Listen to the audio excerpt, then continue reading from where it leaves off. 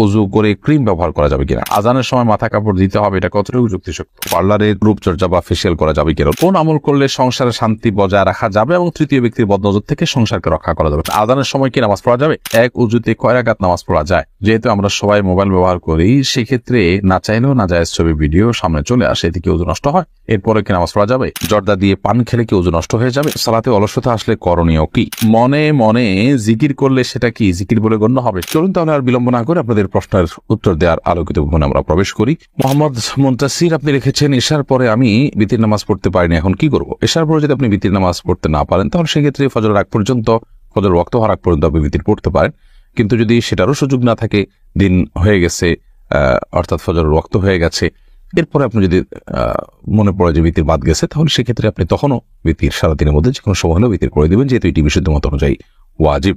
এরপরে রোকসানা পারভিন আপনি লিখেছেন, সালাতে অলসতা আসলে করণীয় কি? সালাতে যদি অলসতা আসে, তাহলে সেক্ষেত্রে আমাদের যেটি করতে হবে যে সালাতের আগ্রহ বাড়ানোর জন্য, সালাতে মনোযোগিতা বাড়ানোর জন্য সালাতের গুরুত্ব বিষয়ক বিভিন্ন বক্তব্য আছে, শুনতে পারেন এবং সে সম্পর্কিত অনেকগুলো বই আছে, সেগুলো পড়তে পারেন। এবং নেককার এবং আব্দে সালেহ বা আল্লাহর প্রিয় বান্দা মুত্তাকি পরহেজগারদের সোহবত এবং সান্নিধ্যে আপনি উঠতে পারেন, ওঠা বসা করতে পারেন, তাহলে ইনশাআল্লাহ বিদিল্লাহ সালাতের অলসতা দূর হবে বলে আশা করছি। মাহমুদুল হাসান লিখেছেন, মহারণা কি সোনা গয়না দিয়ে পরিশোধ করলে হবে? হতে পারে। মহারণা আপনি যে কোনো জিনিসপত্র দিয়ে পরিশোধ করতে পারেন, এমনকি আপনি তাকে কাপড় চোপড়, মোবাইল ইত্যাদি দিলেন আপনার স্ত্রীকে, সেটা আপনি মহারণা হিসাবে দিলেন, তিনিও যদি সেটা মহারণা হিসাবে ধার্য করার পরে সম্মত থাকেন, তাতে কোনো অসুবিধা নেই। আপনি ঠিক করলেন যে আমি মহারণা, ধরুন তোমাকে আমি 10টা শাড়ি দিব, 20টা শাড়ি দিব, কিংবা তোমাকে আমি একটা মোবাইল ফোন দেবো, তিনিও রাজি হলেন, এটাই মহারণা, তাহলে হতে পারে। অথবা মহারণা ধার্য করা হচ্ছে নগদ অর্থই, কিন্তু পরিশোধ করার ক্ষেত্রে নগদ অর্থের বিপরীতে আপনি স্বর্ণ দিলেন, তিনি যদি সেটাই গ্রহণ করেন, কোনো অসুবিধা নেই, এটি মহারণা হিসেবে গ্রহণযোগ্য হবে।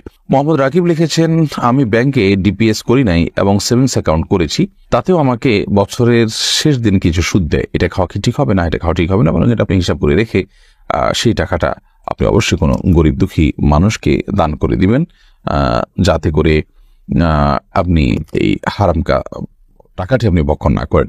সবের উদ্দেশ্য ছাড়া কোনো গরিবকে আপনি দান করে দিলেন, ইনশাআল্লাহ আপনি দায় মুক্ত হয়ে যাবেন। এমনি সাদ্দাম আপনি লিখেছেন, ঢাকা থেকে নিজের বাড়িতে চট্টগ্রামে আসার সময় রাস্তায় কি কসর করতে হবে? অবশ্য একদিনের জন্য বাড়িতে যাওয়া। ঢাকা থেকে নিজের বাড়িতে চট্টগ্রামে আসার সময় আপনি পথে অবশ্যই কসর করবেন, অর্থাৎ মুসাফির অবস্থা আপনি সফরের পথে যখন থাকবেন, তখন তো আপনি পুরো মুসাফির বিধে আপনি কসর করবেন। আর নিজের বাড়িতে যাওয়ার পর সেখানে কোনো কসর নাই। আপনি চট্টগ্রামে নিজ বাড়ি থাকলে সেখানে গেলে আপনি পুরো নামাজ পড়বেন, সেটা একদিন থাকুন, আধা দিন থাকুন, যতক্ষণই থাকুন না কেন। তুলির রহমান আপনি লিখেছেন, হজ করতে যাওয়ার আগে আত্মীয় স্বজনদের বলে যাওয়া কি জরুরি? না বলে গেলে কি আমার হজ হবে না? হজ করতে যাওয়ার আগে আত্মীয় স্বজনদের বলে যাওয়ার কোনো বাধ্যবাধকতা বা আবশ্যকীয়তা নেই।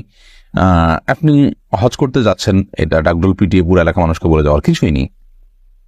এক সময় হজ করতে যাওয়াটা অনেক স্ট্রাগলের বিষয় ছিল, অনেক দীর্ঘ পথ পাড়ি দিয়ে যেতে হতো, নদী পথ ইত্যাদি। অনেক সময় মানুষ হজ করতে গেলে আর ফিরে আসতো না, মাসকে মাস লেগে যেত সফরে, অনেক কষ্টের সফর থাকার কারণে মানুষ মারা যেতেন। তো সেই জায়গা থেকে মানুষ মাপটাপ চেয়ে মানুষের কাছে বলে যেতেন, একটা ব্যাপার ছিল। বাট এখন তো হজের ব্যাপারটি এরকম নয়, যার কারণে এটাকে আত্মীয় স্বজন সবার কাছে বলে যাওয়া অন্তত কোনো বিষয়টি হতে পারে না। বিশেষ করে যখন উদ্দেশ্য থাকে যে এর মাধ্যমে আমি অন্যদের কাছ থেকে বাহবা নিব, অন্যরা জানবে আমি হজ করতে গেলাম, সবাই জানবে আমি হাজি সাহেব হতে যাচ্ছি, এ ধরনের মানসিকতা থেকে যদি বলা হয়, তাহলে চেষ্টা গর্হিত কাজ এবং গুনাহি হবে রীতিমতো। আব্দুর রহিম সরকার আপনি লিখেছেন, ওযু করে ক্রিম ব্যবহার করা যাবে কিনা? ওযু করার পর ক্রিম ব্যবহার করতে কোনো অসুবিধা নেই, লোশন, ক্রিম, তেল এগুলো ব্যবহার করা যেতে পারে, এগুলো কোনো ক্ষতিকর বিষয় নয়। এরপরে মাহফুজা মুক্তা আপনি লিখেছেন, পার্লারে রূপচর্চা বা ফেসিয়াল করা যাবে কিনা? রূপচর্চা করা যেতে পারে, শরিয়ার সীমার মধ্যে থেকে আপনি ব্রু ব্লাক করলেন না, আপনি হারাম কোনো কিছু করলেন না, শরীয়তের সীমানার মধ্যে থেকে আপনি রূপচর্চা করলেন, মেহেদি লাগালেন, বা আপনার শরীরে যদি কোনো প্রকার কি বলে এটাকে মেকআপ করাতে হয়, সেই মেকআপের কারণে যদি কোনো প্রলেপ তৈরি না হয়, যার কারণে ওযুতে কোনো অসুবিধা হবে, তাহলে কোনো অসুবিধা নেই। আর যদি প্রলেপ তৈরি করেন, ধরুন মাসিক অবস্থা কর্মী এটা করলেন, তার এখন সালাত ফরজ নয়, অতএব তিনি এটা করতে পারেন। এক কথা, শরিয়ার কোনো বিধান যদি লঙ্ঘন না হয়, তাহলে সেক্ষেত্রে রূপচর্চা বা ফেসিয়াল করাতে কোনো অসুবিধা নাই। মোনার রহমান আপনি লিখেছেন, মনে মনে জিকির করলে সেটা কি জিকির বলে গণ্য হবে? সেটা এক প্রকার জিকির গণ্য হবে। মনে জিকির এক প্রকার জিকির, তবে মুখের জিকিরের আলাদা তাৎপর্য রয়েছে। সাইদ সঞ্জিদ শিবাদ আপনি লিখেছেন, প্রেগন্যান্সি অবস্থায় কি তাবিজ ব্যবহার করা যাবে? তাবিজ ব্যবহার করা সুন্নাহর খেলাফ। নবী সাল্লাল্লাহু আলাইহি ওয়াসাল্লাম কাউকে তাবিজ দেননি, ব্যবহার করেননি, করতে বলেননি। তবে কোরআন হাদিসের বিভিন্ন আয়াত, দোয়া এগুলো চিকিৎসার অংশ হিসাবে, রুকিয়া ঝাড়ফুঁকের অংশ হিসাবে তারা ব্যবহার করতে পারে। এমডি রাকিবুল্লাহ রাশেদ লিখেছেন, বিতরের নামাজে কেউ যদি দোয়ায় কুনুত না পড়ে ভুল ক্রমে সরাসরি সিজদা করে এবং নামাজ শেষ করে বা নামাজের অবস্থায় মনে পড়ে, সেক্ষেত্রে করণীয় কি? দেখুন, নামাজ শেষ করেছে অথবা সালাম ফেরানোর পরপর মনে পড়েছে, তাহলে সিজদা সাহু দিয়ে নিবে, কারণ দোয়ায় কুনুত পড়াটা ওয়াজিব। যদিও সৌদি আরবের উলামায়ে কেরাম সেটিকে সুন্নাহ বলেন, কিন্তু হানাফি মাযহাব অনুযায়ী এটি ওয়াজিব। আপনি সিজদা সাহু দিয়ে নেবেন, এটি অধিকতর নিরাপদ বটে। মাহির ইসলাম লিখেছেন, বৃহস্পতিবার কেউ মারা গেলে তার নাকি কবর আযাব হয় না, কতটুকু সত্য? এটা বৃহস্পতিবারে না, শুক্রবারে মৃত্যুবরণ করলে কবরের আযাব হয় না মর্মে, কবরের ফিতনা থেকে তিনি বেঁচে থাকতে পারেন মর্মে হাদিস রয়েছে। তবে শুক্রবারে মানে বৃহস্পতিবার সন্ধ্যার পর থেকে নিয়ে শুক্রবার সন্ধ্যা পর্যন্ত পুরো সময়টাকেই শুক্রবারের মধ্যে ধরা হয় এবং পুরোটাকেই শুক্রবার গণ্য করা হয়। সেই হিসাবে ঠিক আছে যে বৃহস্পতিবার সন্ধ্যার পরে যদি হয় এটি। আর যদি বৃহস্পতিবার দিনের বেলা কেউ বলে যে মারা গেলে কবর আযাব হয় না, তাহলে সেক্ষেত্রে সেটির কোনো ভিত্তি নেই। মোহাম্মদ অমিত আপনি লিখেছেন, নামাজি ব্যক্তির কতটুকু সামনে দিয়ে গমনাগমন করা যাবে?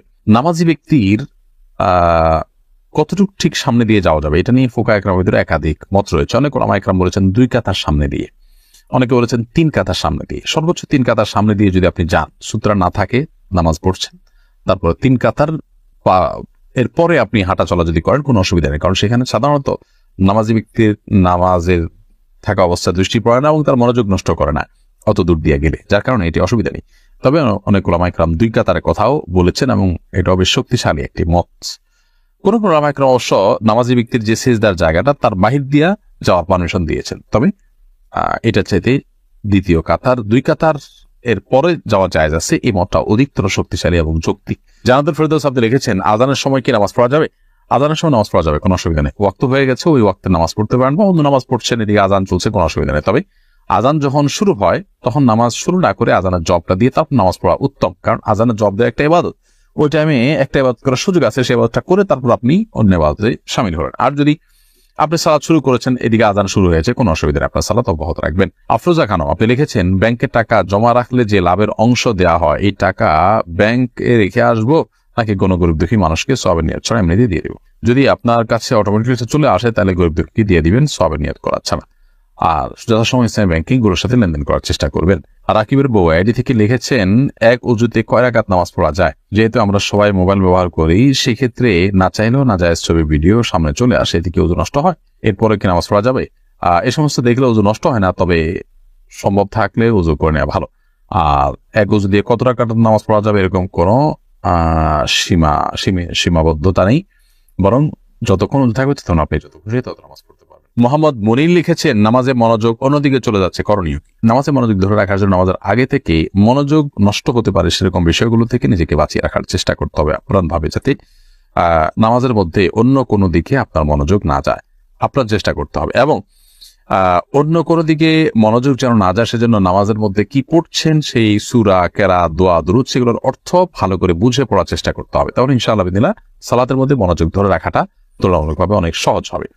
সেই সাথে যত ধীরস্থিরতার সাথে সালাত আদায় করবেন তত বেশি মনোযোগ ধরে রাখা পসিবিলিটি তৈরি হবে। রুকু, সিজদা প্রত্যেকটা রকম যত আস্তে আস্তে করবেন তত বেশি মনোযোগ ধরে রাখতে পারবেন ইনশাআল্লাহ তাআলা। এমনি নুরুন নবী আপনি লিখেছেন, নামাজে ডান পা নড়ে গেলে নামাজের কোনো অসুবিধা হবে কি? নামাজ যদি ডান পা নড়ে যায় কোনো অসুবিধা নেই, কিন্তু যদি ডান পা আপনি রুকু সিজদাতে একবারও না লাগান জমিনে, তাহলে সেক্ষেত্রে নামাজ হবে না। আপনার পা আছে সুস্থ পা, অথচ আপনি পা জমিন লাগাচ্ছেন না, তাহলে নামাজ হবে না। কারণ নবী করিম সাল্লাল্লাহু আলাইহি ওয়াসাল্লাম বলেছেন, উমিরতু আন আসজুদা আলা সাবআতি আযমিন, আমি 7টি অঙ্গের উপরে সিজদা করার জন্য নির্দেশ আমাকে দেওয়া হয়েছে, তন্মধ্যে থেকে এই 2 পা এগুলো জমিনের সাথে লাগা থাকতে হবে। তবে সামান্য একটু এদিক সেদিক হয়ে গেল, একটু সময় জন্য উঠে গেল সামান্য, আবার আপনি জায়গা রেখে ফেলেন, তাতে কোনো অসুবিধা হবে না। হাসান রহমান আপনি লিখেছেন, নামাজ পড়া অবস্থায় যদি ধাতু বের হয় তাহলে এর বিধান কি হবে? নামাজ পড়া অবস্থায় যদি আপনার শরীর থেকে এরকম কিছু বের হয় তাহলে সেক্ষেত্রে সালাত ভঙ্গ হয়ে যাবে এবং পরবর্তীতে আপনি পবিত্র হয়ে পুনরায় সেই সালাত আদায় করবেন। আর যদি আপনার প্রায় এরকম বের হয় বা অনবরত বের হতে থাকে কিংবা একটু চাপের কারণে বের হয়, বিশেষ করে অনবরত যাদের বের হতে থাকে তারা তো মাযুর, তাহলে সে সালাত অবস্থায় কন্টিনিউ করে নিয়ে যাবে। আর যদি চাপের কারণে বের হয় কিংবা কোনো বিশেষ জল্পনার কারণে বের হয় বা কোনো কারণে বের হয়, তাহলে সেক্ষেত্রে তার সালাত নষ্ট হয়ে যাবে, যেহেতু অপবিত্র হয়ে গেছেন, এবং অপবিত্র হয়ে গেলে সালাত ভঙ্গ হয়ে যায়, যার কারণে তিনি আবার পবিত্র হয়ে সেই সালাতকে পুনরায় আদায় করবেন। এরপরে প্রশ্ন হলো, শীতের সময় মোজা পরিধান করার কারণে যে টাকনুর নিচে পোশাক থাকে তার কারণে কি হারাম হবে? না, টাকনুর নিচে যে পোশাক যায় সেটি হলো উপর থেকে যে পোশাকগুলো যায় সচরাচর সেটি, যেটি থাকেই নিচে, সেটা মোজা হতে পারে বা কোনো কোনো আপনার পাজামা থাকে, কোনো কোনো স্যুট থাকে যে স্যুটটা আপনার মোজা এবং পাজামা অ্যাটাচ থাকে, একসাথে থাকে, তো সেগুলোর কথা ভিন্ন।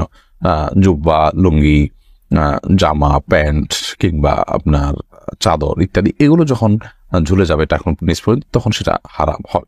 রমজান বিপ্লব আপনি লিখেছেন, জর্দা দিয়ে পান খেলে কি ওজন নষ্ট হয়ে যাবে? না, জর্দা দিয়ে পান খেলে ওজন নষ্ট হবে না, তবে অনেকগুলো জর্দা আছে যেগুলোতে তামাক থাকে, যেগুলো নেশা জাতীয়, সেগুলো একজন মুসলমানের জন্য খাওয়া উচিত নয়।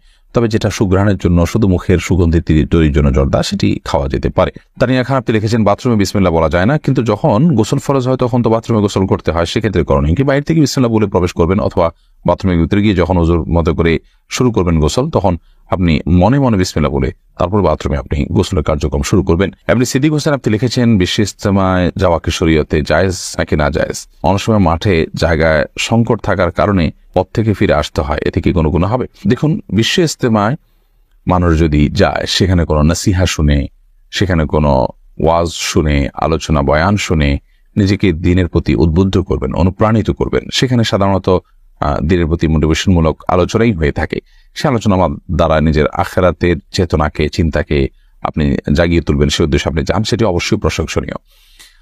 সেখানে যদি কেউ এই উদ্দেশ্যে যান যে সেখানে গেলে আমার এত সওয়াব হবে, সেখানে গেলে আমার অমুকটা হবে, এই জায়গার দোয়াটা ফিরিয়ে আল্লাহ দেন না, বা এটা দোয়া কবুলের স্থান, এরকম বিশ্বাস থেকে যান, তাহলে সেটা ভ্রান্তি হবে, সেটা বিভ্রান্তি হবে, সেটা আপনার জন্য সঠিক হবে না। কারণ হলো, শরীয়ত এই জায়গার কোনো পবিত্রতা বা এই জায়গার কোনো বিশেষত্ব শরীয়তে উল্লেখ হয়নি, এবং এখানে গেলেই বিশেষ কোনো মর্যাদা আপনি লাভ করবেন, সেজন্য আপনি যাচ্ছেন, এমনটি মনে করার কোনো কারণ নেই। তবে হ্যাঁ, সেখানে আপনি দিন শেখার জন্য, দিনই দিক থেকে উপকৃত হবেন, মোটিভেশন শুনে আপনি উদ্বুদ্ধ হবেন, সেই জায়গা থেকে আপনি অবশ্যই যেতে পারেন এবং প্রশংসনীয়। আর বিশ্ব ইজতেমার মাঠ পর্যন্ত বা কাছাকাছি গেলেন কিন্তু ভেতরে জায়গা নেই, সেজন্য আপনি ফিরে এসেছেন, তাতে কোনো গুনাহ হবে না, কারণ সেখানে যাওয়াটা আবশ্যক নয়, এবং সেখানে গিয়ে আপনি শরীক না হতে পারলে তার জন্য আপনার কোনো গুনাহ হবে, বা গিয়ে আবার ফেরত আসলেন সেজন্য আপনার কোনো কাফারা দিতে হবে, বাট কিন্তু সেরকম নয়। ইউটিউব চ্যানেল সাবস্ক্রাইব করতে ভুলবেন না। সালমা ইসলাম তন্দরা এআইডি থেকে আপনি লিখেছেন, কোন আমল করলে সংসারে শান্তি বজায় রাখা যাবে এবং তৃতীয় ব্যক্তির বদনজর থেকে সংসারকে রক্ষা করা যাবে? সকাল সন্ধ্যার দোয়াগুলো খুব বেশি আমল করবেন, তিনকুল, বিসমিল্লাহি, এগুলো খুব বেশি পড়বেন, বদনজর যাতে না লাগে, বদনজর থেকে বাঁচার জন্য এই সকাল সন্ধ্যার আমলগুলো গুরুত্বপূর্ণ। এছাড়া নিজের মধ্যকার অশান্তি যাতে নষ্ট না হয়, সেজন্য যথাসম্ভব আল্লাহ সুবহানাহু ওয়া তাআলার কাছে দোয়া করবেন, এবং সকল বস্তুর অনিষ্ট থেকে বাঁচার জন্য নবী সাল্লাল্লাহু আলাইহি ওয়াসাল্লাম যে আমলগুলো আছে সেগুলো করতে থাকবেন, ইনশাআল্লাহ আল্লাহ তাআলা হেফাজত রাখবেন। ইয়াসিন আরাফাত লিখেছেন, খাবার খাওয়ার সময় কি এক হাঁটু খাড়া করে খাওয়া উচিত? না, এক হাঁটু খাড়া করে আরেক হাঁটু বিছিয়ে খেতে হবে, এরকম কোনো কথা কোরআনে কোথাও বলা হয়নি।